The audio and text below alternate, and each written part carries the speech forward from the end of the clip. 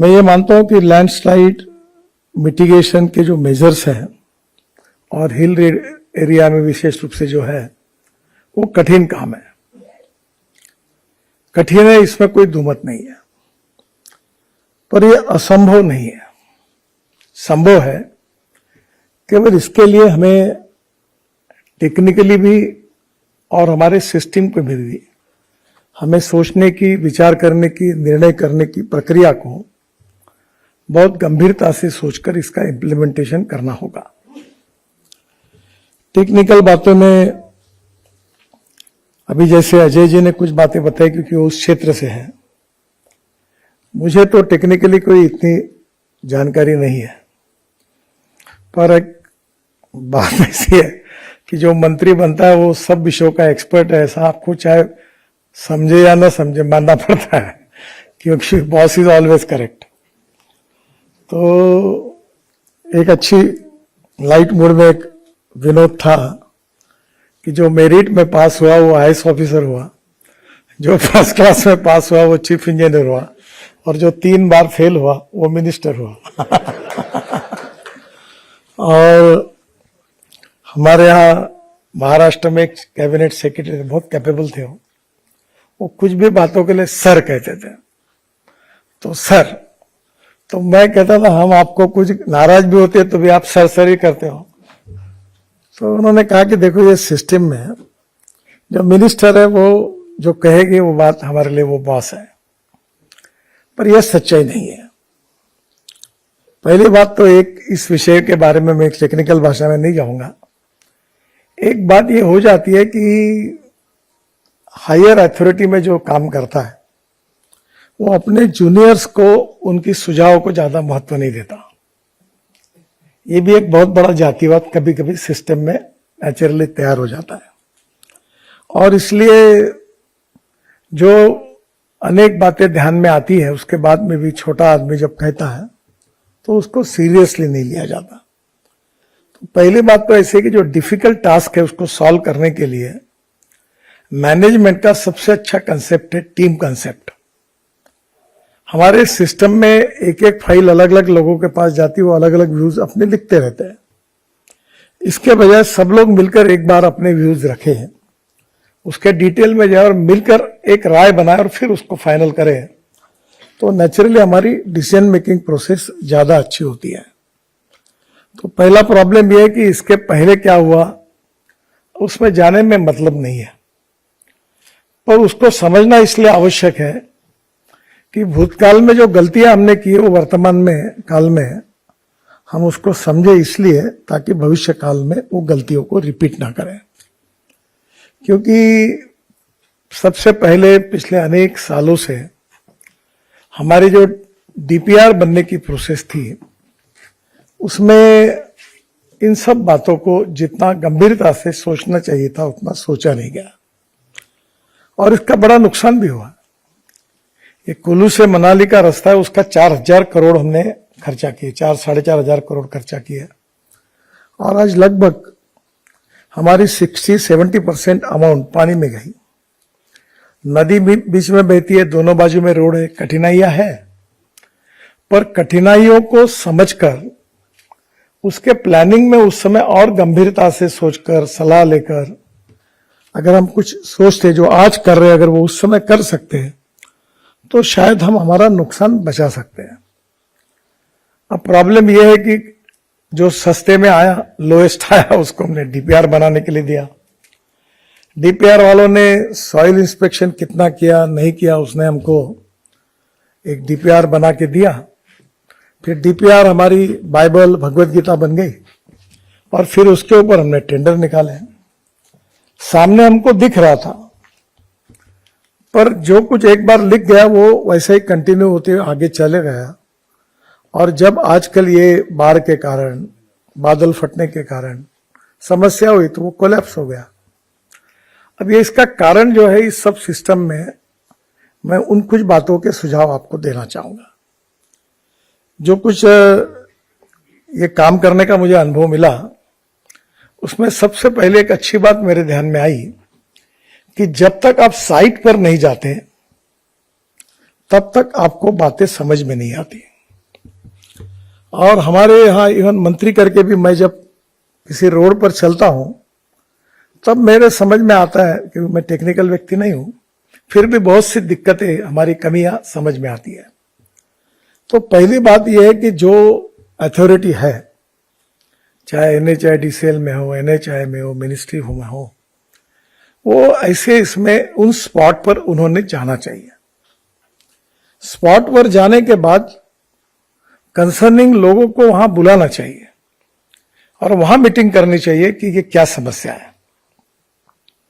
हमारे सब निर्णय जो होते हैं वो हम मंत्रालय के चेंबर में होते हैं, और जो जमीन पर होता है वो वहां तकलीफ उसको समझ में आती है, क्योंकि वहां पब्लिक की नाराजगी होती है, पब्लिक का फीडबैक मिलता है, पर उनका आवाज मंत्रालय तक नहीं पहुंचता।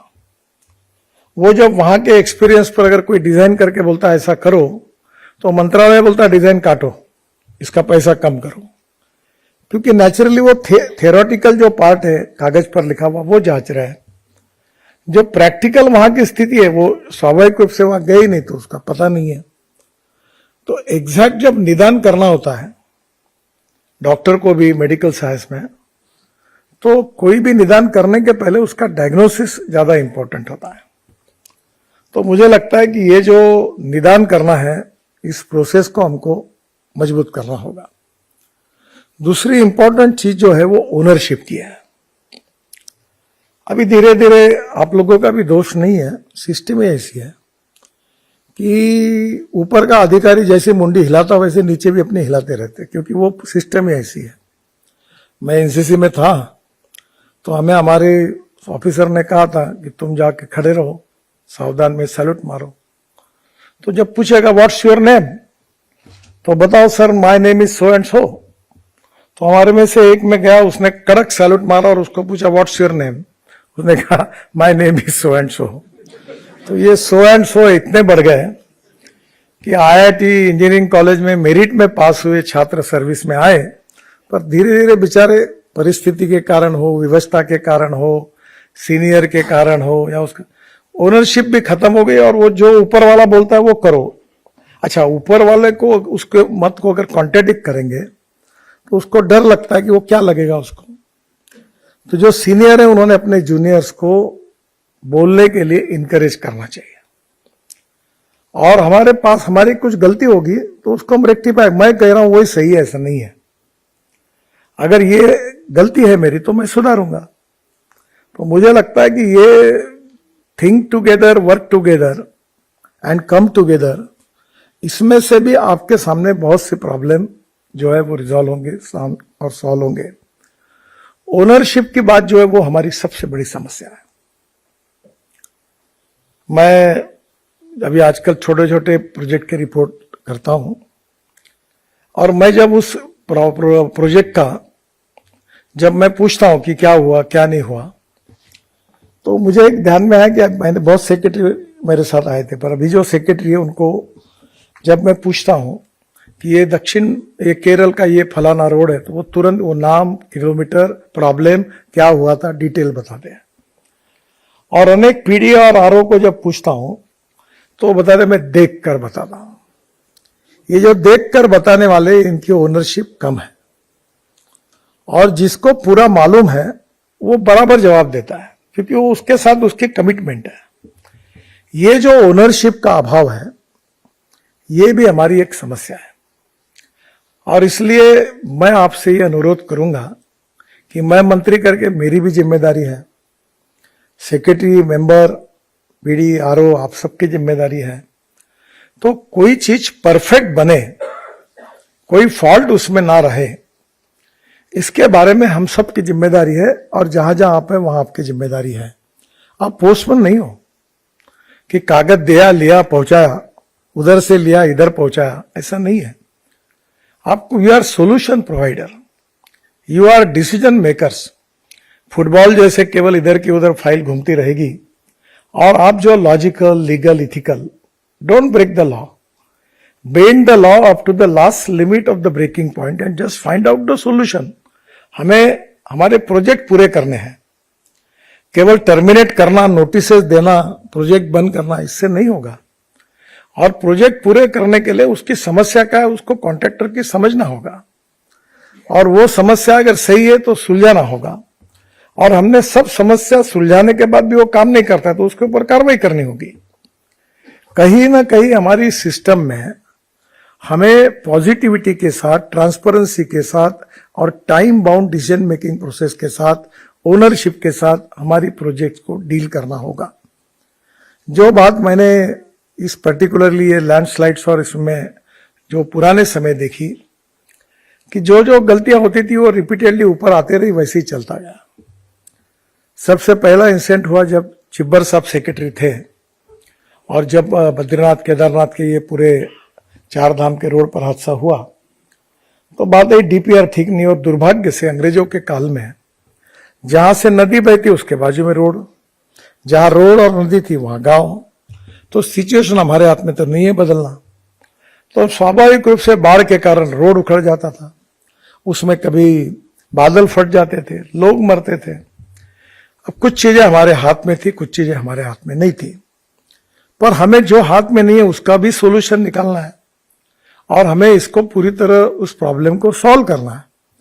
तो इसके लिए आपकी ownership, decision making process and commitment. मुझे लगता है जब तक, जैसे मैं अनेक विभागों में मंत्री था, अभी कोई आता है तो मैं बोलता हूं मेरा अभी तो संबंध नहीं है इसके साथ, आप उनके साथ मिलिए, तो वो मुझे याद करके देते कि नहीं आपने उस समय ऐसा किया था, वैसा किया था, ये किया था, उसका ये फायदा हुआ। कल मैं एक्सपोर्ट करने वाले लोगों के सत्कार के प्रोग्राम में गया था, तो वो मुझे बता रहे थे, एक व्यक्ति मुझे मिला कि मेरा एक्सपोर्ट 12,000 करोड़ का है। तो मैंने कहा अच्छी बात है। तो बोले ये आपके कारण हुआ, मतलब मेरे कारण कैसे हुआ? तो उसने कहा आप जब एमएसएमई के मंत्री थे तो मैं अपनी समस्याओं को लेकर आपके पास आया था, और आपने फटाफट जो जो निर्णय करके दिए, उसके बाद इसका मुझे इतना फायदा हुआ कि मैं 350-400 करोड़ की कंपनी को आज 12,000 करोड़ तक ले गया। तो कहीं ना कहीं हमें जो प्रॉब्लम्स सामने आते हैं उसको सॉल्व करना है। डॉजिंग मत करिए, फुटबॉल मत खेलिए, हमें जिम्मेदारी है। जो अधिकारी ऐसा है, अगर आपको, मैं एक अधिकारी को मैंने कहा था कि if you don't want to take the decision, why are you asking for promotion? तुम अगर प्रमोशन लेकर बड़े अधिकारी बनना चाहते हो तो डिसीजन करो, फाइल पे लिखो ना कि ये सही है कि गलत है, करना है कि नहीं करना है। जो भी आपका नीचे का व्यक्ति उसको ओवर रूल करना है तो करो, अगर आपका कॉन्शियस परमिट करता है तो। पर वो करना ही नहीं, मुझे फाइल घूमने दो, ऐसा नहीं होगा। तो कहीं ना कहीं इसमें इस प्रकार की अड़चनें आई, और अड़चनों में बहुत बार विशेष रूप से एक अच्छा फायदा हुआ कि मैं डावोस गया था, और डावोस के बाद मुझे स्विट्जरलैंड बहुत घूमने का मौका मिला। ऑस्ट्रिया और स्विट्जरलैंड में मुझे एक बात देखने के लिए मिली कि हिमालयन टेरिन और वो बिल्कुल सेम है, और उनकी परिस्थितियां भी हमारे परिस्थितियां जैसी है। और ध्यान में आया कि उनके पास कोई लैंडस्लाइड नहीं होती, उनके यहां कोई समस्या नहीं है, कोई एक्सीडेंट्स नहीं होते, कोई लोग नहीं मरते। तब मुझे ध्यान में आया कि अगर ये कर सकते तो हम क्यों नहीं कर सकते। और उसके बाद में उसमें से बहुत सी कंपनियां भी हमको भी इंडिया में आई, वो मेक इन इंडिया कर रही है, हमारे लोग भी अच्छा काम कर रहे हैं, हमारे इंस्टीट्यूट भी अच्छे काम कर रहे हैं, और गवर्नमेंट इंस्टीट्यूट भी काम कर रहे हैं। पर हमें इतना काम है कि वो इंस्टीट्यूट की भी मर्यादा है। सब काम टेरी वाले को देंगे तो उनके पास उतना तो स्टाफ चाहिए। तो हमको प्राइवेट सेक्टर में हमारे आईआईटीज को, प्राइवेट इंस्टीट्यूशंस को, प्राइवेट कंपनीज को भी कॉम्पिटिटिव बनाना पड़ेगा। और इसलिए ये सब करने के लिए जो बेस्ट प्रैक्टिसेस है उसको हम स्वीकार करें। मैं बिल्कुल अच्छी बात आपको बताता हूं कि जो जो अच्छी चीज होती है उसको जब आप महसूस करते हो तो अपने मन में लाकर अगर वो अच्छी चीज अगर आप स्वीकारते हो तो यही अच्छा व्यक्ति बनने का सबसे अच्छा आसान तरीका है। मैं बहुत बार याद करके एक बात अक्सर बताता हूं कि जिन लोगों को मैं बड़ा समझ रहा था उनके नजदीक जाने के बाद पता चला कि वो बहुत छोटे हैं, और जिनको मैं छोटा समझ रहा था उनके नजदीक जाने के बाद मुझे पता चला कि भाई छोटे नहीं, बहुत बड़े हैं। और इसलिए टेक्निक की अलग ही बात होती है।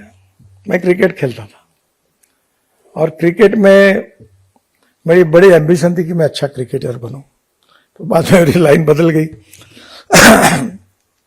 तो मुझे मेरे समय वेस्ट इंडीज के प्लेयर रहते थे, ये लॉयड, रिचर्ड्स, ग्रिफिथ, आपको बड़े बड़े प्लेयर सोबर्स कहाँ है, तो बड़े बड़े हमारे वो एक प्रकार से आइकॉन थे।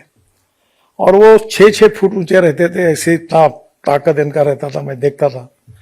तब मेरे मन में आया कि अच्छी बैटिंग करनी है तो जब तक मनगट मजबूत नहीं होगा, ये क्या खाते हैं, प्रोटीन कितना खाते हैं, मच्छी खाते कि मटन खाते हैं, इनकी ताकत कैसी है, इनकी बॉडी कैसी है, ये बॉडी बिल्डिंग, मेरी लाइन सब उस लाइन पे जा रही थी।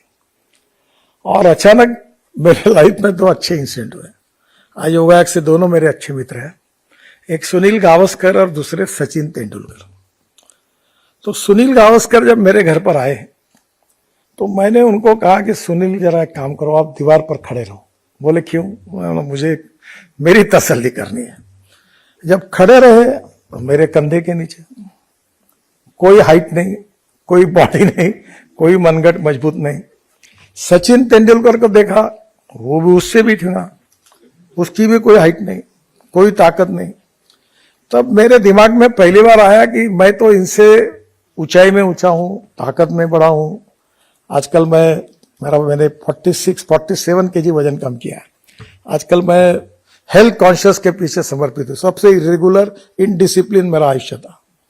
अब 2 घंटे में रोज खा रहा हूं, अभी क्या मालूम, पर मैं अपने ट्रेनर को बोलता हूं, अब क्या मेरी उम्र भी नहीं है। तो वो जैकी श्रॉफ आए थे मेरे घर पर, तो वो क्या करते थे, दाल में घी डाल के दाल पीते थे। तो मैंने उसको बोला कि वो जो उसका लड़का है टाइगर श्रॉफ, वो भी दाल में घी डाल के खाता है, मैं भी खाऊंगा, मुझे मेरी बॉडी टाइगर श्रॉफ जैसी बना दो। अब वो संभव नहीं है।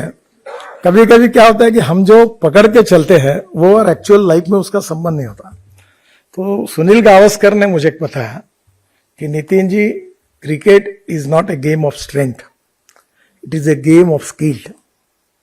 और इसीलिए वो एंडी रॉबर्ट्स बाउंड्री से दौड़ते हुए आके इतना बड़ा बॉल डालता था और ये गिट्टा सुनील गावस्कर उसकी बॉल कर छक्का मारता था।